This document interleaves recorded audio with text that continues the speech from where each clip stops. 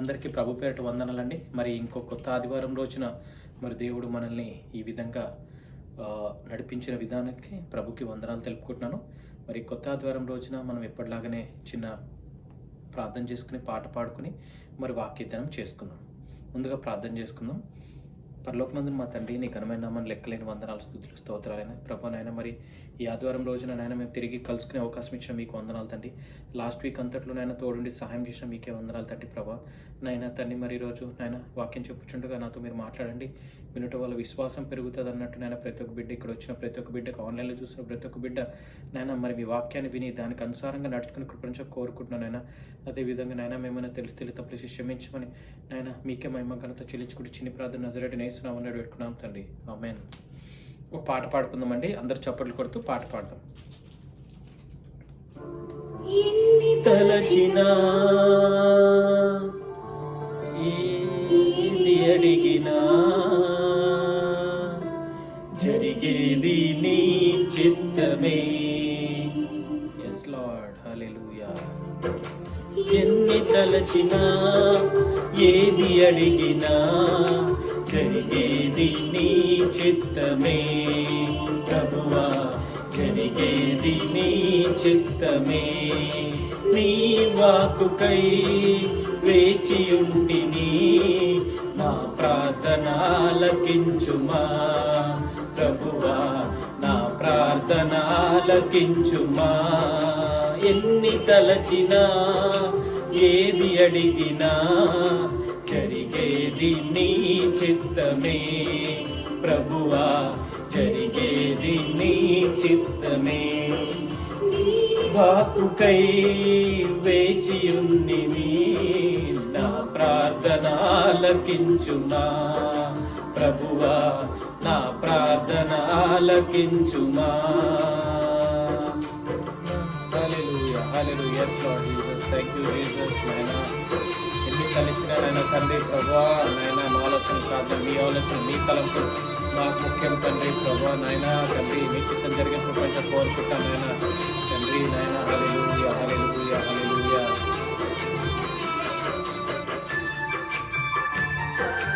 yes lord, hallelujah, hallelujah.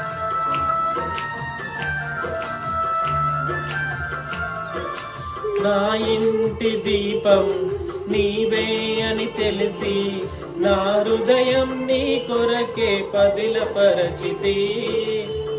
yes lord, hallelujah, hallelujah. నా ఇంటి దీపం నీవే అని తెలిసి, నా హృదయం నీ కొరకు పదిలపరచితి. ఆరిపోయినా నా వెలుగు దీపము, ఆరిపోయినా నా వెలుగు దీపము, వెలిగించుము నీ ప్రేమతో ప్రభువా. yes lord, hallelujah. ఉంచుము నీ ప్రేమతో. చప్పట్లు కొడుతూ పాట పాడండి. నచ్చినా ఏది అడిగినా జరిగేది నీ చిత్తమే ప్రభువా, జరిగేది నీ చిత్తమే. వాక్కుకై వేచియుంటిని, నా ప్రార్థన ఆలకించుమా. వేచియుంటిని, నా ప్రార్థన ఆలకించుమా ప్రభువా, నా ప్రార్థన ఆలకించుమా. Hallelujah, hallelujah. Thank you Lord Jesus.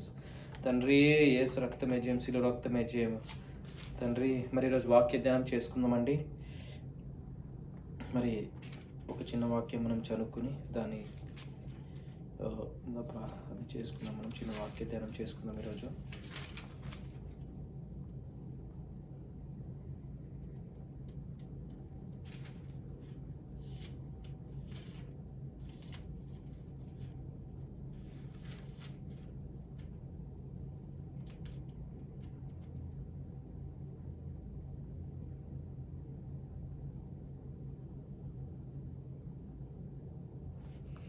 ఈరోజు మనము మత్తయి సువార్త 5వ అధ్యాయము 1వ వచనం 2వ వచనం చూసుకున్నాం. మత్తయి సువార్త 5వ అధ్యాయం 1వ వచనం 2వ వచనము. టాపిక్ వచ్చేసి యేసు కొండ మీద ప్రసంగం అంటే introduction to the sermon on the mount. Mattayi 5:1-2. Now when Jesus saw the crowds, he went up on a mountain side and sat down. His disciples came to him and he began to teach them. So ఈ వాక్య ధ్యానం నుంచి మనం ఏం చూడొచ్చు అంటే, యేసు ఎప్పుడైతే జన సమూహాన్ని చూసినప్పుడు ఆయన కొండ మీద mountain side he went up on a mountain side అంటే ఒక కొండ పక్కకి, అంటే జనసమూహం వస్తుండగా ఆయన జనంలో కలిసిపోతాడు. అంటే జనంకి దూరంలో ఉన్న వాళ్ళకి ఆయన కనిపించాడు కాబట్టి ఆయన కొండ ప్రాంతానికి లేదా కొండపైకి వెళ్ళి నించుని అండ్ కూర్చున్నాడు. అక్కడ కొండ ప్రాంతానికి వెళ్ళి కూర్చున్న తర్వాత his disciples came to him and he began to teach them.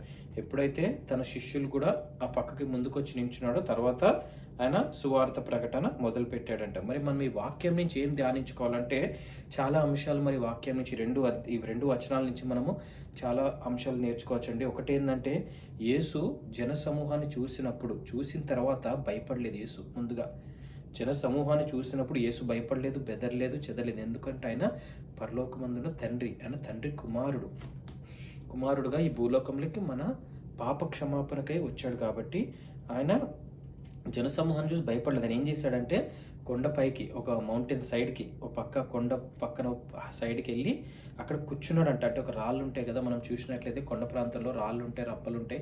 మనం కూడా ఎప్పుడైనా కొండలు ఎక్కినప్పుడు దిగినప్పుడు చూస్తాము రాళ్ళు అలసిపోతే రాయి మీద కూర్చుని కొంచెంసేపు అలా సేద తీర్చుకోవడం. అలాగా యేసు ప్రభు ఆ కొండ మీద రాయి ఉంటే రాయి మీదకి వెళ్ళి కూర్చున్నాడంట. కూర్చున్న తర్వాత ఇమ్మీడియట్గా ప్రసంగం స్టార్ట్ చేయలేదు. కూర్చున్న తర్వాత కొంచెంసేపు అయిన తర్వాత అలా కొంచెంసేపు అయ్యేసరికి ఆయన శిష్యులు వచ్చారు. His disciples came to him and he began to teach them. తర్వాత ఆయన శిష్యులు అక్కడికి వచ్చి నించుని చూస్తుండగా యేసు ప్రభు తన పరిచర్ని మొదలుపెట్టాడంట. అంటే సువార్త ప్రకటన మొదలుపెట్టాడంట. అదేవిధంగా మనం ఈ వచనాల నుంచి ఏం నేర్చుకోవాలంటే, మనం కూడా జనసమూహాన్ని చూసినప్పుడు భయపడొద్దు.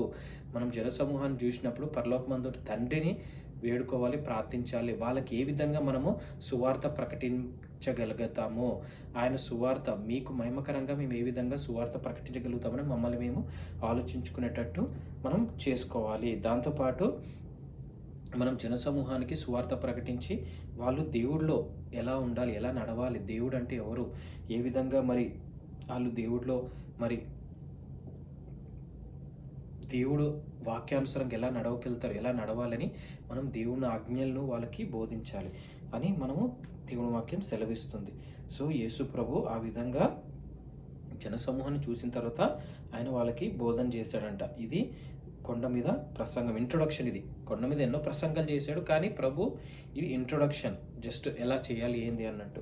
మరి వాక్యము మనం నెక్స్ట్ వీక్ అంతట్లో కూడా మనం ధ్యానించుకుని, మనం ఎవరి దగ్గరికి వెళ్ళినా కానీ నెక్స్ట్ వీక్లో ఎవరితో మాట్లాడినా ఎటువంటి సంభాషించినా మనము అన్నెసరి విషయాలు మాట్లాడుకోకుండా యేసు గురించి మనము చిన్న మాట అయినా చెప్పుకుంటే మనకి కాదు దేవునికి మహిమ కలుగుతుంది, మనకి మన ఆత్మకి మనకి బలపరచుకోవచ్చు. మనం దానివల్ల మనకి శాంతి సమాధానాలు కూడా కలుగుతాయి. అందుకే మనం దేవుని సువార్త ప్రకటనలో ప్రతి ఒక్కరు పాలిభాగం పొందాలని నేను ఆశిస్తున్నాను.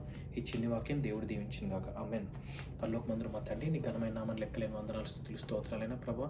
నేను ఆదివారం రోజున మిమ్మల్ని స్తుతించుకునే భాగ్యం కలిగించాం, మీకే వందనాలు తండ్రి.